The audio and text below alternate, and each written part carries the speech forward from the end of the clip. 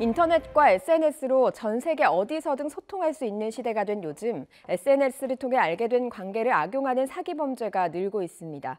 수법도 다양해서 피해자도 모르는 사이에 당하는 경우가 많이 있다고 하는데요. 어떤 피해들이 신고되고 있나요?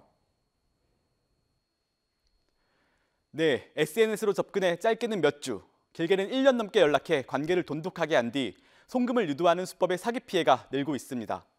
특히 외국어 공부를 위해 외국인과 채팅을 주선해주는 앱과 데이트 앱 등을 통해 친구 추가를 하면서 피해 사례가 많아지고 있는데요.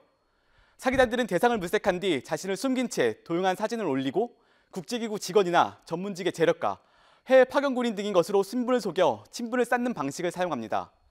친분이 쌓여 경계심이 풀리면 가족 문제나 사업 실패 등 동정심을 호소하며 돈을 요구하거나 선물과 물품을 보낸다는 이유로 통관 비용 송금을 유도하는데요.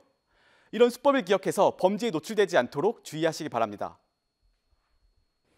개인적인 긴밀한 관계가 깨진 상처로 신고조차 하지 않는 경우가 많다고 하는데요. 이런 사기에 말려들지 않으려면 어떤 점에 주의해야 할까요?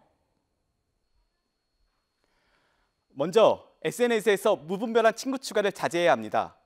불특정 다수에게 공개되는 SNS의 프로필은 신상 정보를 그대로 노출하기 때문에 낯선 외국인과 인터넷상에서의 교제는 신중히 고려하되 부탁을 가져간 금전 요구는 거절해야 합니다. 만약 금전 피해 사실을 알았다면 은행에서 입금과 대환내역 등 증거 자료를 준비해 경찰서에 신고하시기 바랍니다.